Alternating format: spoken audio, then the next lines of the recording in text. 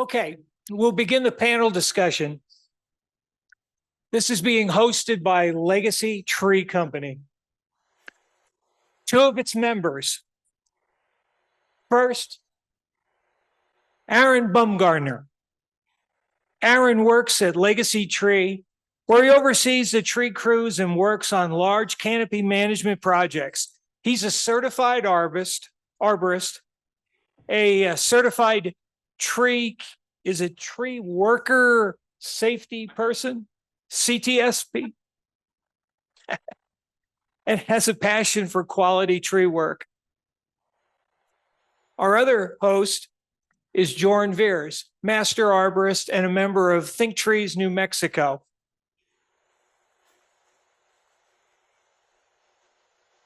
Wait, no.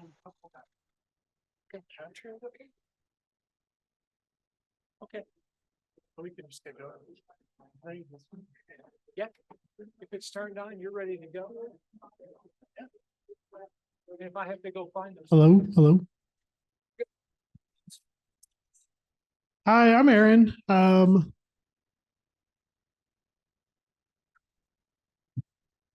I have you two just quickly reintroduce yourself in case new people came in? And then we have a few other people joining us that'll trickle in up here. Just a real quick intro. I'm Linda Chalker-Scott, the Extension Specialist in Urban Horticulture, Washington State University. Joran Veers, board certified master arborist working with Legacy Tree Company here in Albuquerque, New Mexico. All right. Real quick. Philip Lujan, going to be the extension plant pathologist at New Mexico State University. Howdy, Dr. Joni King. You can call me Joni, Extension Entomologist, New Mexico State University. Is that Great, thank you. So these folks have to go sooner than the rest of people. These folks have to roll soon, new baby at home. So if you have questions for them specifically, I would like to prioritize those. We have a few mics, and then there's also a couple mics to ask questions. Any questions for them?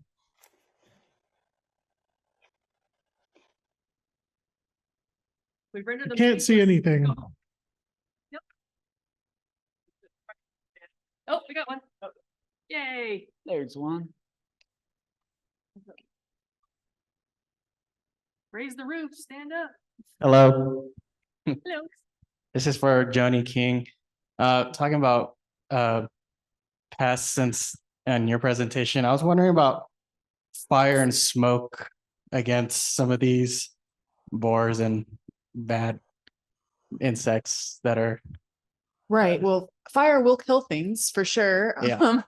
And sometimes it is used as a management strategy, but that does get complicated and it depends on which pest you're dealing with. So actually someone was talking to me about using fire to control IPs. So it is done in management type strategies, but you're killing the trees, you're killing the bugs. So yeah, the borers. Yeah, the borers. Yeah, that's what I'm talking about. But when I say bugs, sorry, I mean borers, but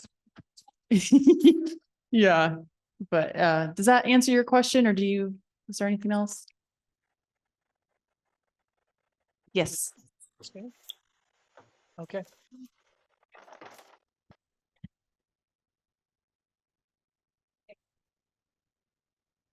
On borers in general, you had mentioned, oh, can you hear me? And am I heard? Cool. On boring insects in general, you had mentioned that nematodes could be, could that be a preventative that I can recommend to my customers as an alternative to a systemic? Right. That's a really good question. And it really depends on your pest in question. So there are some that have nematodes available, but then there are some that do not. So if you have a specific bug in question, feel free to email. We can give you resources. It's really context dependent. And that's why identification is super important, because the strategies will vary. There will be some similarities, but not everything has a nematode available, but some things do.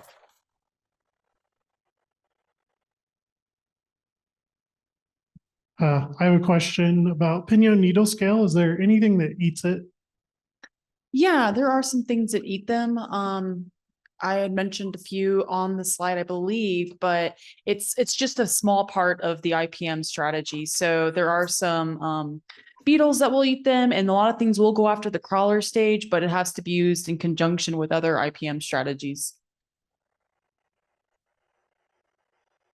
Great, thank you. Any other questions about the pests?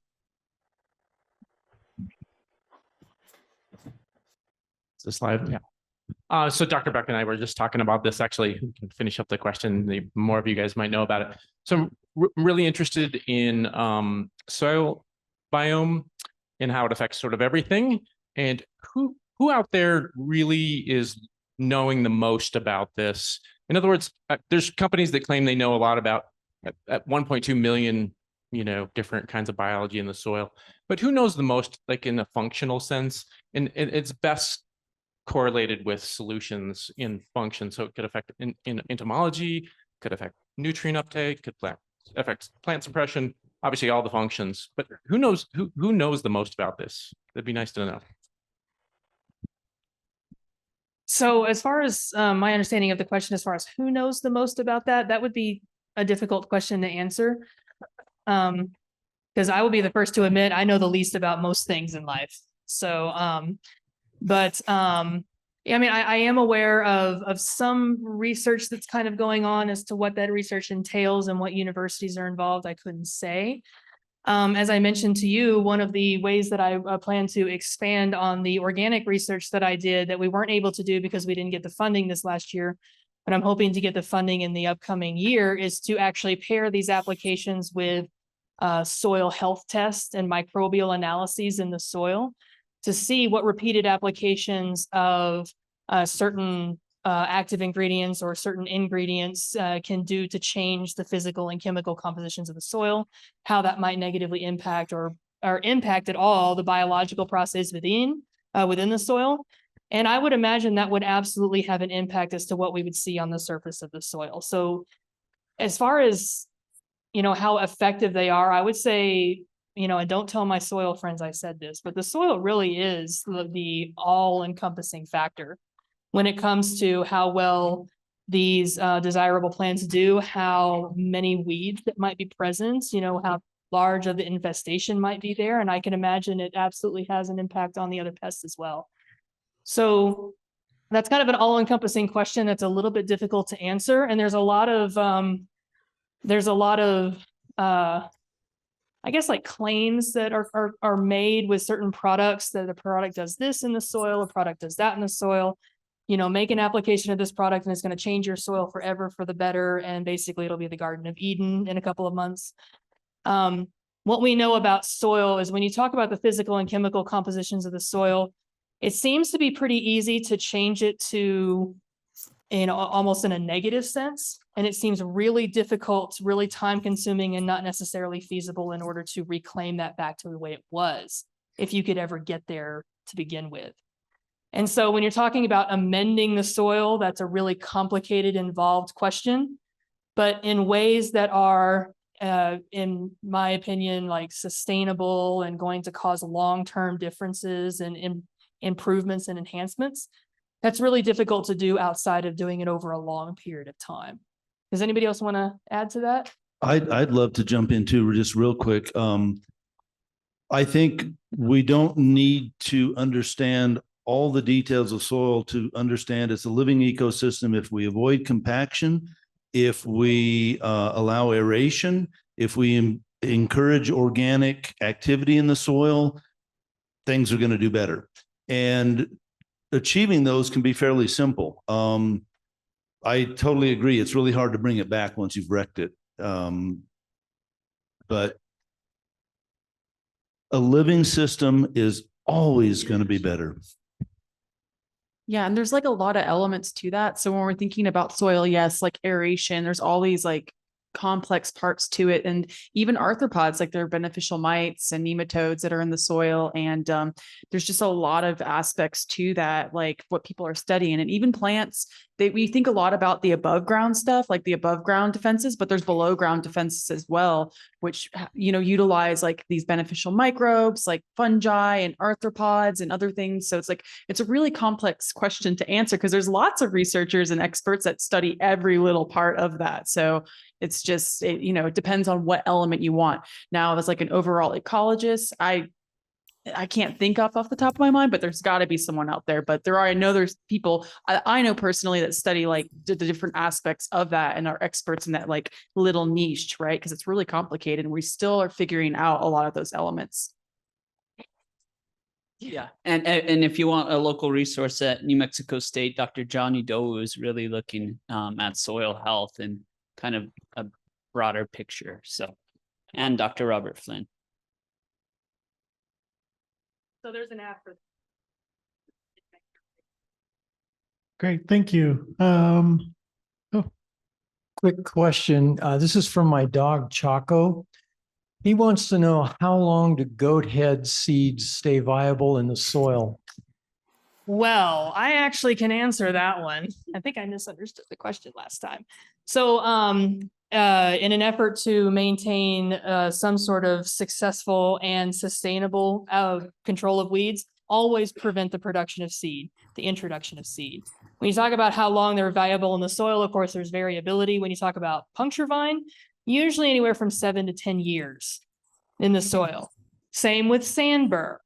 And so one of the other things I recommend to my master gardeners, if you have anybody really who will listen to me, if you have a known location that has a high concentration of large seeds that have the benefit of trying to attach to you in some way, there are methods that you can utilize to try to rid the seed in between germination events, especially if they have that longevity. So the benefit with sand burr is that they have those hooks they want to attach to you. So if you have an old t-shirt or an old bed sheet, go out there and drag it onto the ground, pick up as many of those burrs as possible and just throw it away. Something that will work with sand burr as well as goat heads in some cases. Some people take extra bits of carpet and go out and rub it spread it all over the surface of the soil, pick up as many of those. The problem with puncture vine is that puncture vine is more stabby and not necessarily hooky, which are technical terms. So the benefit of that though, is that if you have something like, say you bought an old VCR vacuum cleaner, and you have those styrofoam pieces in the box, or you have some flower styrofoam or floral styrofoam, take it out there, go in and press it into the soil surface and pick up as many of those goat heads as possible, knock them into the trash and go try to pick up some more. Another thing you can do, and if you want your neighbors to leave you alone forever, is go out there with a shop vac and a long extension cord and literally just vac up your backyard, pick up as many of those goat heads as possible and those sand burrs and throw the bag away. So there are methodologies that we can utilize, but in answer to your question, 10 years. Wow. Yay. In case. Okay. All right, other questions?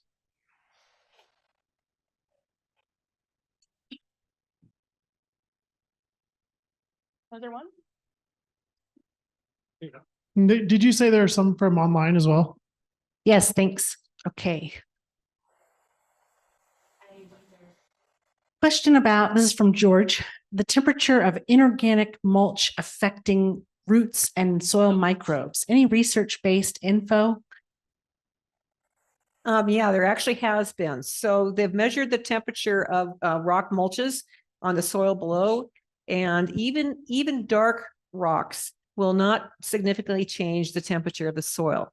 At the soil surface, it might be warmer, but underneath, like a centimeter under that, it doesn't change. So it really doesn't affect roots at all. The problem with the dark mulches, though, is if you have low shrubs or low branches on anything, the reflected heat off of those dark mulches will just fry the bottoms of the leaf and can scorch bark of young trees and shrubs. Interesting. Thank you. Also, what would happen if applying table salt, high concentration, to kill tree roots in order to protect hardscape? Well, you're gonna poison your soil. You're gonna kill roots right there. You know, reflect on something that a good colleague said about infrastructure damage in trees, which is live with it until you can't. Because typically if you've got like a cracked sidewalk or to fix it, you're going to have to do so much damage. To kill those roots with salt, you're going to do a lot of damage. Can you just live with a wonky sidewalk for a little while longer and let that tree be happy? I don't know. I don't have a good answer. And like I think it was Leslie, you said, you know, it's a lot easier. Someone said over here that's a lot easier to put things in rather than take things out. If you put sodium chloride into your soil, it's there for good. And getting rid of it is difficult. So anything that you add in excess, it's much harder to get rid of it than to add something that's deficient. Especially in a semi-arid environment, because we just don't get the rainfall. We don't have the organic matter. We don't have the soil health in order to actually move or leach those salts through the soil, which is about the only way you can remove them. And to answer that question, I often joke that, you know, if you want to know how effective salt is, just ask the Romans. Spicy. Or salty, sorry. Thank you. Another question. This is from Linda online, and the question is for Linda and Joni. A couple parts of this, but if you believe you may have tree pests that could overwinter below your trees, does it help to, quote, stir up the mulch in early spring or pull it completely off for a while? Number two, when you put down new wood chip mulch, do you keep the older mulch in place? Wouldn't that eventually raise the ground level too much under the tree?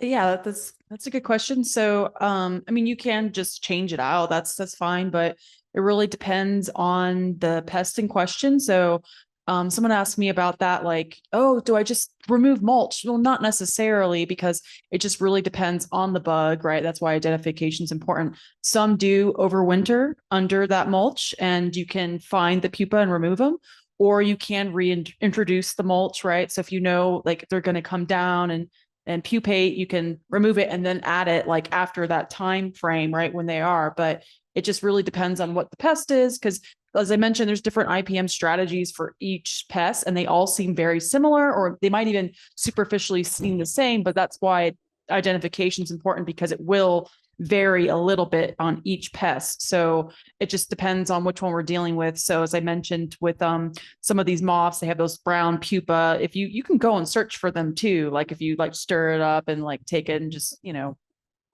remove them. But yeah.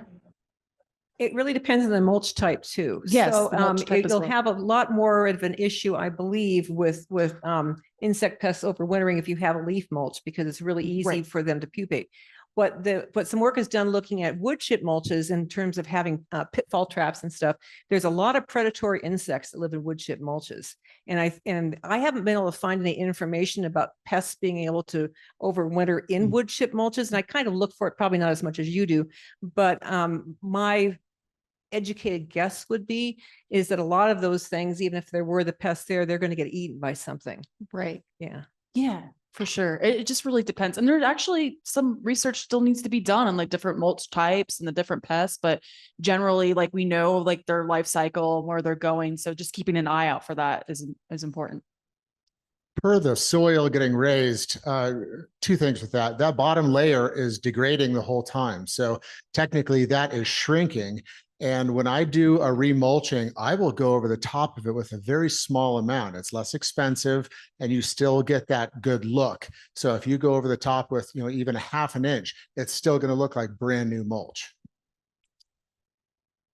The other thing I would say about that is one of the great advantages of a wood chip mulch is that it decays away into the soil. And so I would not say never. I would very seldom advise getting rid of old mulch and putting in new. You're just setting yourself back in terms of soil development. And I think much like the soil itself, a woody mulch under a perennial plant functions best when undisturbed. And you let that fungal growth, the positive fungal entities grow through that mulch, and they really begin to make that into a much more friendly environment for the roots. Right. And you only should remove it if it actually is like, that's a super problem that you're dealing with that pest. Like these are just strategies. So it's not like immediately do that, but that's why like knowing that pests and following those IPM strategies for that pest are really important because there are details for each one. Yeah. Oh yeah. And some beneficials overwinter under mulch too. So it is complicated. Anecdotally, and it's not research, but it's my observations over 20 years of using wood chip mulch. And not removing it, always putting new stuff on, just keeping about a minimum, 3 or 4 inch level, is that when we moved from our house where we did this for 20 years, I decided, well, I'm going to get the soaker hoses that are underneath the mulch. I discovered I could not get the soaker hoses because we had 4 inches of new topsoil built on top of the existing topsoil, and the soaker hoses were buried under soil. And so that's one of the things that a wood chip mulch will do. It'll also help build your soil because it's actual soil. It's not just composting material, it's actual soil. It's pretty cool. Thanks. I think there was another part of that question that came up in another discussion talking about mulches and the confusion of when a tree is planted for too deeply versus having a really thick layer of mulch. And if you had a thick layer of mulch that was very close to the trunk, why isn't it considered the same thing as if it's planted too deeply as far as where roots will form, I think is where the question is going. Right. Okay. So when we're going to talk about this type of mulch, I'm going to just be limiting it to arborist wood chips because there are finely textured mulches and other bad mulches that can cause problems against the trunk. So there's been no work at all that's demonstrated there's any kind of disease issue or anything associated with wood chip mulches touching the bark of trees. Did I talk about the volcano mulch thing and the injury? Just at the very end, there was a question, I think. Yeah. And there was some work done at University of Minnesota. Did I talk about this yesterday? I don't think I did. I'm really sorry. I've done so many talks the last month that I often mix up what I've talked about. But anyway, there was work done at University of Minnesota where they deliberately wounded trees. And so they made these rectangular wounds on the trees. Half the trees were mulched regularly. Half the trees had mulch going up the trunk. And what they found over time, none of the trees died, except for one of the control trees did, but for unrelated reasons, apparently. All of the ones that were covered with the volcano mulch sealed over faster than the ones that were not covered. And this is really interesting. I mean, it was a completely unexpected result. But what it says is, okay, number one, the microbes that are in that wood chip mulch are not pathogens. And they keep a moist environment there where the wound wood can form faster, and it's not exposed to to solar radiation and things like that. So anyway, volcano mulches, I mean, they're ugly, but don't blame the mulch for tree death, because if it's an arborist wood chip mulch, there's no reason to think that it's going to cause tree death. Thank you. We do have more online questions, but we'll pass it around. It's kind of a point. A woman asked earlier today about using mulch near homes and how it's not recommended, or her thought was it was not recommended for wildfire mitigation. I retired as a federal fire chief, wildland fire FMO, and that's what I do, not a big part of my business. The recommendation specifically is that you have a 3 or 4 foot barrier of rock or some other non-burnable material next to the house or other structures, but having mulch out in the property is not a problem, and it'll work good. In fact, any fire that will go through there will go just like a little creepy, boring fire. I'm hoping you can go talk to the people in California and tell them this. Yeah, they say absolutely no wood chip mulch at all. well, California's a little crazy. I just gonna leave it at that.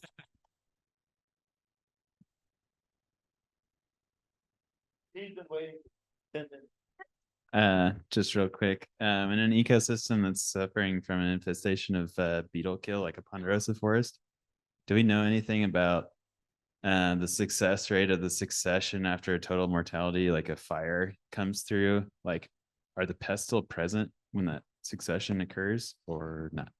Or do we know? Yeah, that's a really good question, and it's really complicated.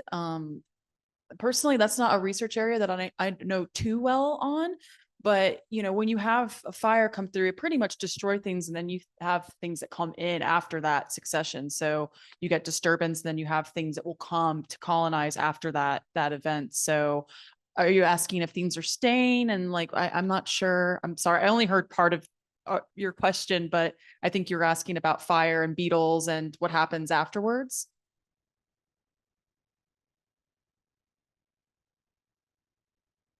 I mean, they're going to stick around as long as there's a food source for them. They're going to be staying around, right? But if there's no food, there's no bug, right? So they do need their food source, so they're not going to stay around. Once their food's gone, they're they've moved on, or they're going to die if they don't have any food. But yeah, it is interesting, and I don't do a whole lot on that particular research subject, but there is a lot of information that shows like what happens after fires and like the kind of succession of organisms that occur. But yeah, once there's no food left, they're gone, they're dead.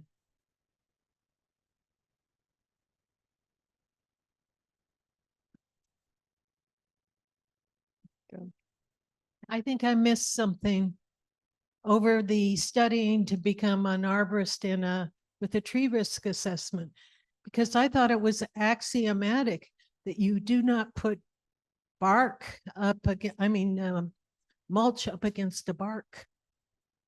Just real quickly, anecdotally, I have mulched fruit trees, young fruit trees, 8 inches deep in arborist wood chips.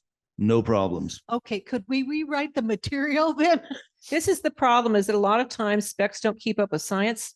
And so you're going to find recommendations like that. They're not based on any kind of published evidence that it's a problem. And there is published evidence that it's not a problem. So, and if you go into a natural forest where there is a duff layer, you're going to find duff piled up, that's 12 inches deep around the trunks of trees. And it's not a problem. I mean, they're adapted to that because it's a well aerated material that's full of beneficials. Yeah, but I think I have learned through, 20 years of being here and studying the material, that I have seen that was not something to do. I'm just suggesting, if it's not something to do, I'm going to try to review the material so we can correct it. Yeah, I think it's a good idea. And also I think that what happens is that when people see trees that are failing and they see volcano mulch there, they take the correlation of those two variables and say that one is causing the other without any evidence that it actually is the mulch doing the damage. So it's not to say you're not going to see trees failing that have been volcano mulched, but it's not necessarily the mulch that is the issue.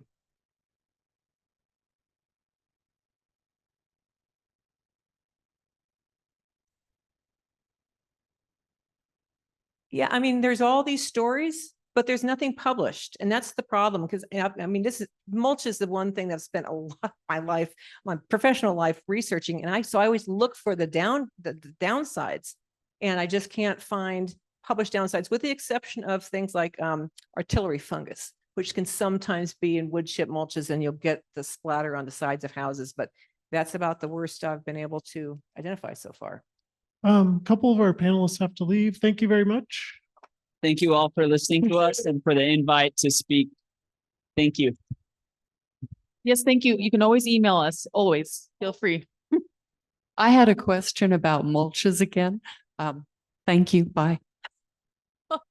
When you're choosing mulches, you gave us a lot of information about bark mulch versus wood mulches. There's a lot of mulch out there available to us. What about mulch that's available and it perhaps has been in a beetle kill area? Maybe it's free from the county or from some arborist company. You really don't know its history. Is the fact that it's been through a chipper enough to reduce the possible insect eggs or pathogens that might have been part of the tree's deaths? That's a really good question. There has been some work on that, I believe, with I don't remember which beetle. It was one of the invasive ones, but they found if the chips were no larger than about no larger than a couple inches in size, it wasn't an issue. But I would imagine with some of the smaller insects that it could be. So I don't think we can say that what we believe now, that when you chip it up, it's not going to be a problem. That will always be true, because you're going to get small insects that are small enough to be able to survive in a chip, and then you've got a problem. But right now, there isn't any evidence that is happening. So it's not a really satisfactory answer, but that's all I can say. And I'll jump in on that just real quick. In my way of thinking about it, the environment that insect needed was an intact tree. And by the time I run it through the chipper and reduce it to small chips and put it on the ground, I have so altered the environment that that insect may still be alive, but it's pretty quickly looking to leave and find the right environment. And then like I know the waste transfer station that Bernalillo County has, they have a lot of wood chips from the East Mountains from pine killed or beetle killed pine. Well, some of that's a few years old. It's not a problem.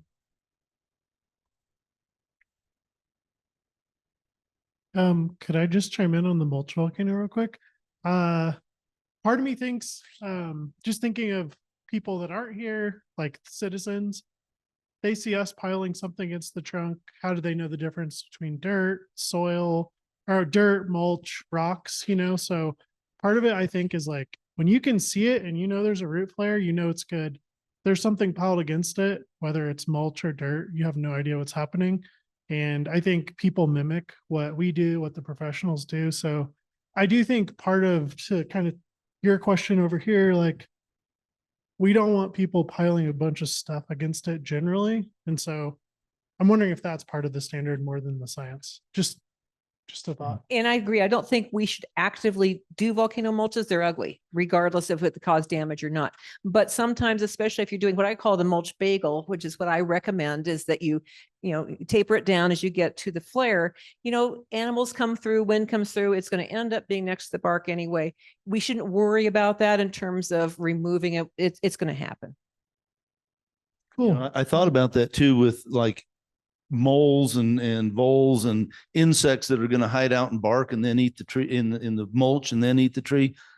If they're hungry enough, they're going to attack it whether it's mulched or not. Okay, back to mulch. So one question was posted, so would you speak to the thickness of mulch, minimal and maximal? I would love to. So one of the reviews that I did, this is back in 2007. Boy, it's been a long time. I should look at the literature and update it, but no, I've been updating it mentally.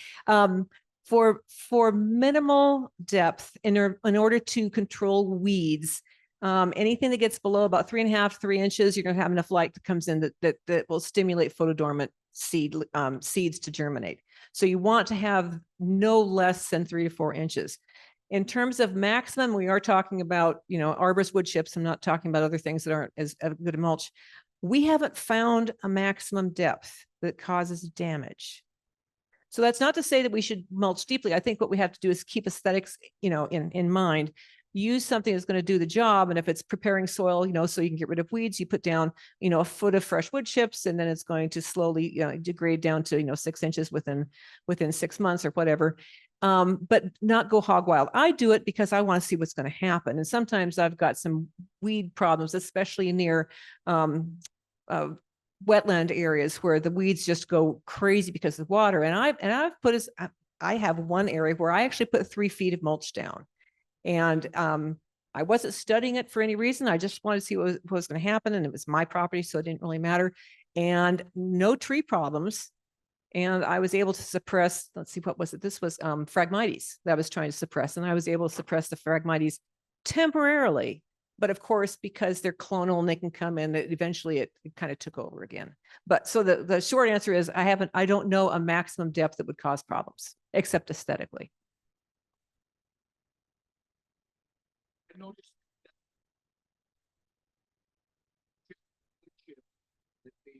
Get really hot.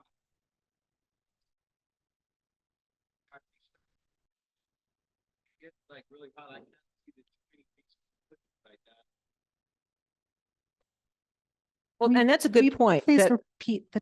The question was, wood chip piles will get hot, especially that first month.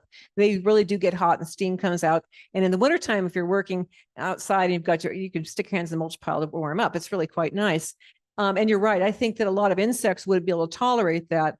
But if you're worried about it injuring soils or plants, keep in mind when you take you wheelbarrow it out and put it down, it's now much thinner and that heat quickly dissipates. So there's not ever been heat injury shown from using hot wood chips either. And also, would you speak more about pine needles as mulch? I only have my own opinions about pine needles as mulch, which is, I think they're great. They're slow to degrade, which I personally, I prefer a mulch that is going to degrade a little faster because I want that mulch building soil. But one of the concerns I've heard about pine needles as a mulch is, well, it's acidic. And to the degree that might be true, given our alkaline soil and water, that's only going to help push in the good direction. And it's not going to push very hard, but at least it's in the right direction. When they've done measurements looking at modifying soils, if with mulches, if they're in containers or raised beds or something like that, you can change the pH. If it's the entire landscape, it's really difficult because the soil volume is vast. And so even if it is acidic there at the interface between the mulch and the soil, it's not going to significantly change the soil. I will always recommend to my clients, customers, to leave their pine needles and spruce needles and fir needles and all of that. They want to rip it all out because it looks better. And that's not what you find in a natural forest. So I encourage that. If they don't like the look, I go back to the idea that you can put in, a half an inch of decorative mulch on top of it if you need that aesthetic. Yeah. That's a really good point. And two really good points. One is go out and look in natural forests and see what's going on. And what works in a natural forest is a good model to follow. The other thing that, our company does a lot of here in town is we take out rock and fabric landscape systems, we add irrigation, and we add mulch. And one of the advantages that some of our clients have realized is that their fall cleanup goes away because you don't have to clean it up. You just let it be part of the mulch. Yeah, leave the leaves and pine is fine. Yeah. And we have another mulch question. Did you say you had a climbing question? I didn't hear that. Sorry. Go ahead. Okay, go ahead.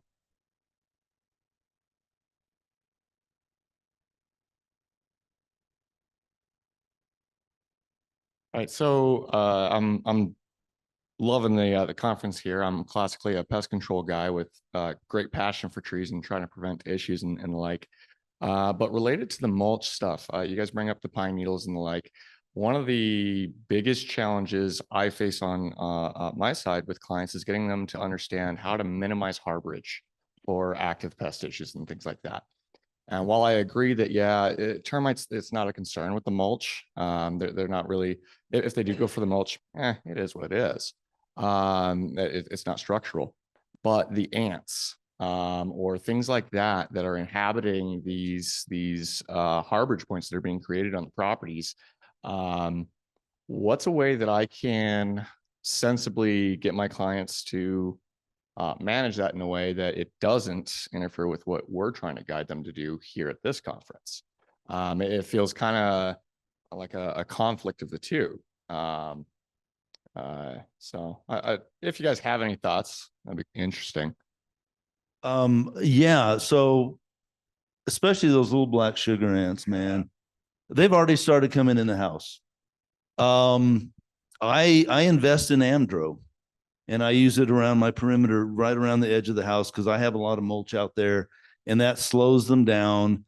But I think it was E.O. Wilson who calculated that there's more biomass of ants on the planet than any other animal.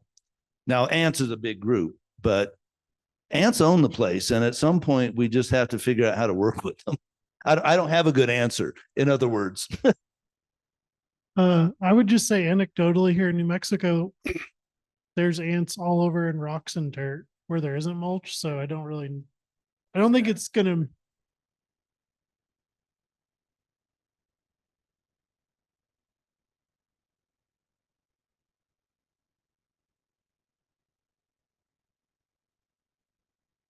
And that's another reason why I really do like the wood chip mulches, because again, anecdotally, I don't notice any pest problems, pest insects, and we use it all over our landscape in Washington.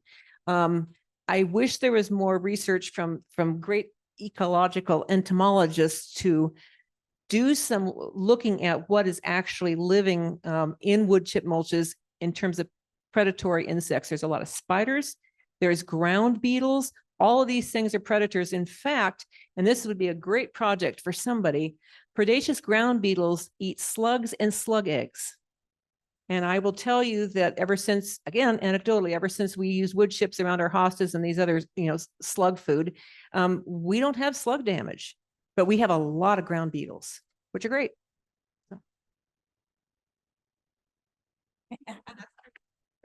The only other thing I'll add to that is again, this is just purely my opinion, and it's what I tell customers. I don't doubt that organic mulches and wood chip mulches do create habitat for insects, the kinds that live in mulch. I don't care. I'm not putting my face down in the mulch with them. I have no ick factor going on. And the question then really is, to what degree do they transfer from the mulch? And I don't know if we know that. That again would be a wonderful study.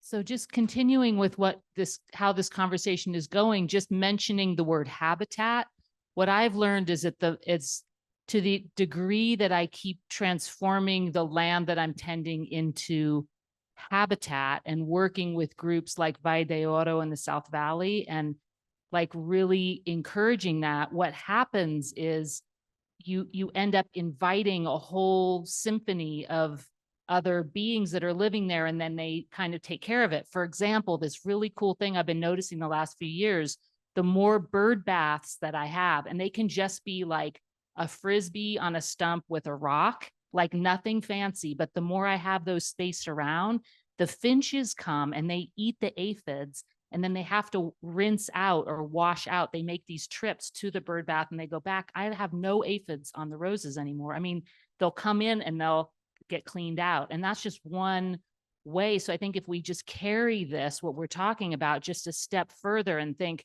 who are we creating this space for? It's not just for us, it's actually for everyone else who lives there, human and not. Then it starts to become like an ecosystem that has some balance to it. And I really appreciate that we're having this conversation. So thank you. Okay.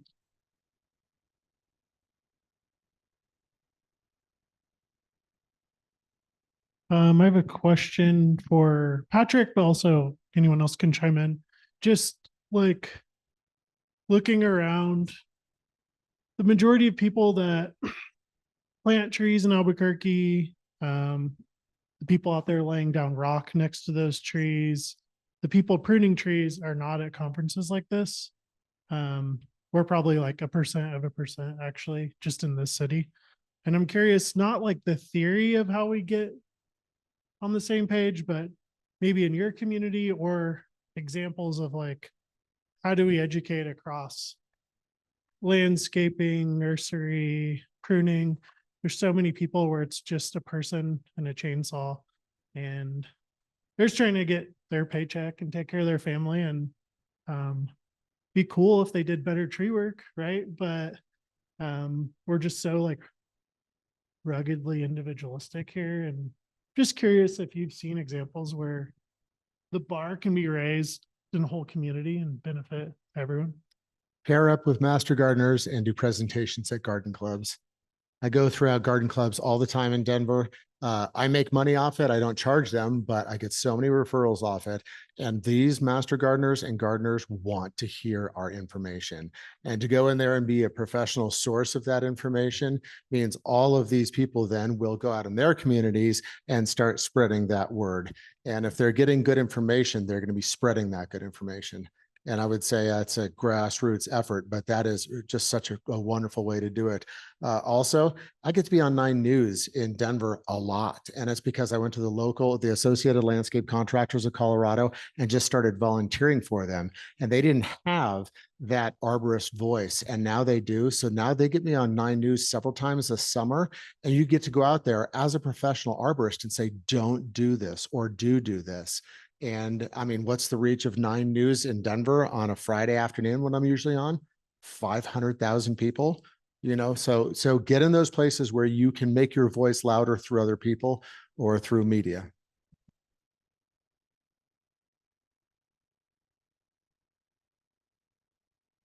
So on the note that you said about bad tree work, I've been doing tree work here since the 80s. And it was bad. And a lot of people here weren't doing tree work in the 80s. It was really bad in the 80s here. I mean, trees were topped. 80% of the trees were topped, butchered. So what's happening now is so much better. So it really is. I think, Andrew, you could see that, right? It really is. And it's this conference that's made a difference in this community. So there is good news.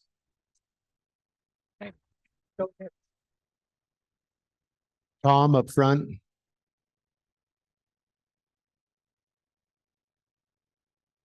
Heckler. This question is for Patrick. Friction savers, pruning tool, safety device. What's your opinion? Friction savers for rope damage are the only thing that I use. I mean, we don't damage trees when we go out and work. So we have friction savers for just about anything that we do with rope. And in terms of what Safety device for climbers. safety device for climbers, Have you heard of that? Is that something that? safety device in what sense? I mean, it seems like most of what we have is Climbers from falling out of the tree. it's our hitches, it's our mechanical devices, it's things like that. And I mean, as long as they are used correctly and maintained correctly, for the most part, they should hold. I've had an accident before where I was using a device that was holding and I turned sideways and it got caught up in what I used to carry my chainsaw. And it was kind of an anomaly, but it caught and sent me to the ground. So the friction device was operating correctly. It just had another piece of gear that affected it. So, but for the most part, I mean, whether it's rope on rope or some type of mechanical device, these things are very good at holding us up and keeping us safe. Does that answer your question? Kind of, yeah, yeah. I think it's in the name. It's a friction device. Yeah, friction saver. Yeah. Friction savers are different. Friction savers are what you put your rope through so that you don't do any damage to the cambium. So they're more of a safety smooth. device for the tree than for the climber. Yeah. Yep. Super smooth too. They're great. Okay, and so George says, and I think that several of you can speak to this, also has a comment for Linda that he has a copy of your native plant books after visiting Portland.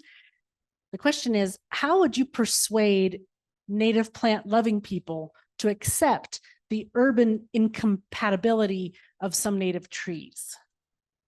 Going and looking at plantings of natives where they don't belong is a good way to start. And I'm really glad actually that came out, because it would be great to see more books like this particular book. Now, I was a co-author on it, but it was written initially by a botanist at University of Washington who tested extensively through decades the cultivatability of native plants in his own garden. So he came up with a list of about 1,000 plants that do well into cultivation, because lots of plants won't. Well, cultivation in urban and other disturbed environments. And so it's a curated list of plants. It's not just a whole list of all the native plants, because many of them won't do well in modified environments, but it would be nice to see more of these books done. And the one that he wrote that I was again a co-author on is for the Pacific Northwest, which actually extends all the way over into Montana and all the way down into California. So it's an ecological area rather than being a state boundary area. And having a similar book for the Southwest would be fantastic. And so I don't know who there is at the universities who could work on something like this, but it's a great way to make native plant lovers happy, because it's a good list of plants that will do well. And it also shows, okay, well, we only have, 1 out of 6 native plants that do well, and we don't want to reduce our plant palette. So let's consider some non-invasive, non-native trees to fill in, the gaps that we can't do ourselves. So don't know if that helps. Well, to all the people that don't know already, I would highly suggest almost any of Judith Phillips's books. She definitely goes with natives, but she also does plants from other areas that are well adapted to urban and situations and stuff. She looks at everything from an ecological standpoint and all the different microclimates and stuff. But I would highly recommend Judith Phillips growing the Southwest Garden from Timber Press. Thank you. Another mulch question online. Can you speak to the benefits and drawbacks of aggregate mulch versus wood mulch? Due to our high winds and lack of moisture in Albuquerque, wood mulch doesn't stay in place. The city mandates that we use wood mulch in commercial landscapes, but it typically gets blown out of place.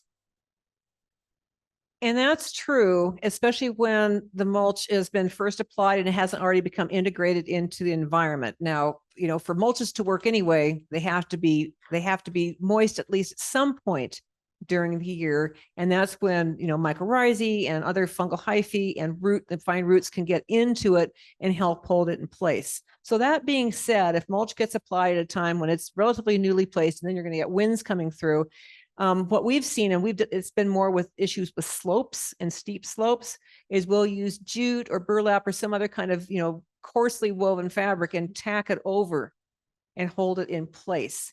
And that would work also with newly applied mulch, where it might be an issue because it's not yet integrated with the environment, to keep it in place. And then once, you know, the whole thing becomes part of that landscape floor, then you can take that that fabric away. It's not very attractive, but it works.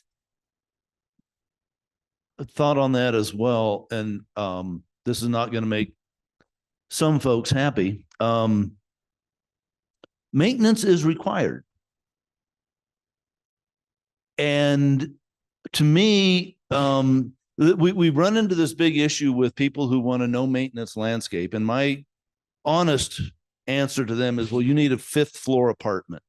You know, the landscapes require maintenance. And if the rock is less maintenance, but my plant material is suffering, I'm not getting where I want to be. And I used to work for the city. I understand there are limits on budgets for maintenance, but that's a decision that can be made differently and should be.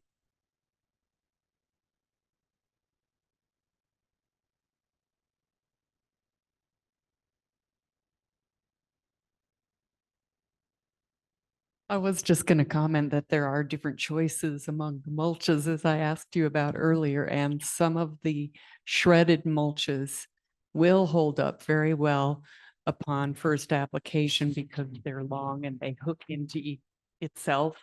And if you simply, as the applicator, get your crew to walk on it and kind of mush it in, not into the soil, but it locks into itself. So if you get chips, chunks, they are going to blow away. But if you get shredded wood mulch, that doesn't move as quickly. I don't know how it is for you as far as quality and effectiveness. Well, the only shredded mulches I'm familiar with are bark, and bark just isn't a very good choice because it's so full of wax. And that's part of the reason that if you walk on it, it kind of glues itself together. So it's a problem. I'm not going to say not to use shredded mulch because sometimes it's just the best choice. And unfortunately, there hasn't been any work looking at this to see, you know, to compare, say, shredded bark mulch to wood chip mulch. We actually did some. It's completely different application, and we did them in rain gardens because we're looking at the ability of the mulch to hold water, to stay in place when you get the flood events. And the wood chips were best. The bark, because it's lighter, because it doesn't absorb water, floats much more easily than the chips do. The chips also retained more water and released it slowly compared to the shredded bark. So that's the only work I've actually done comparing shredded bark mulch to wood chips, but it's a completely different application to green gardens.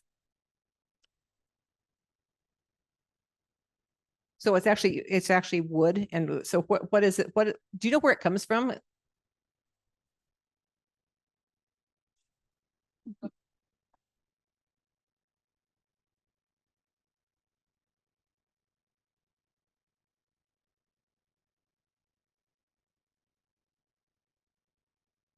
I was wondering where the wood itself comes from that they're then shredding. Do you have any idea?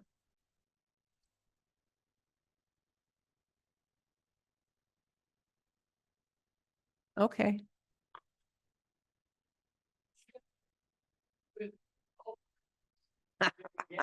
That's true. Absolutely.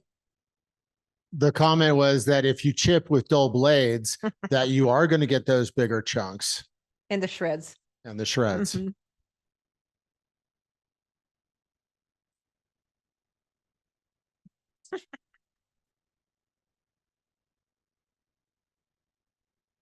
Okay, another question here. Dr. Linda, this is from Catherine. At the end of the first presentation you gave yesterday, I remember you saying that fertilizer is not needed and we only need water and mulch. Could you expound on that, please? And do you still recommend no fertilizer for our New Mexican soils? Some of the soils are pretty terrible. Right. And so I will say that I gave a really fast, like Reader's Digest condensed version of what I've actually spent entire days giving to other groups. So there are some things that kind of got missed along the way. So what I would have said in a longer presentation is before you add any type of nutrient, have a soil test done. Find out what's deficient and add that. But don't just add stuff because you think you need to add stuff. And the analogy I use, and this works really well with clients, is to say, if you're not feeling really well, you don't go to a nutrient supplement store and buy one of everything and start taking it. No, you go to the doctor's office and they're going to do blood work and they're going to do tests and they're going to see what your baselines of things are. So we need baselines for soils. We need to know what's deficient, if anything is, what's optimal, and then they say it's over optimal. I think it should say toxic myself, because you can have toxic effects from things like phosphate. And after you know that, you end up adding a lot less to your soil. And that's why I got lost in my very shortened version of the talk. We thank all the questions from the audience and from the streaming audience. And if any of you, any of the speakers have one last thing to say before we close it out, go right ahead.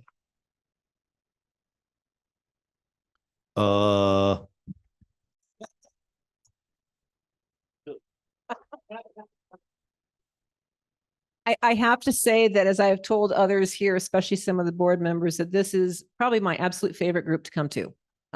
It's great questions, great interaction between groups. It's a healthy, vibrant conference, and I love being here. Thank you. Linda mentioned groups. Know your advocates out there. Know who will support you and what you are finding out of places like this. Make friends in this industry. And that is going to be one of the best ways to then approach the uninformed public.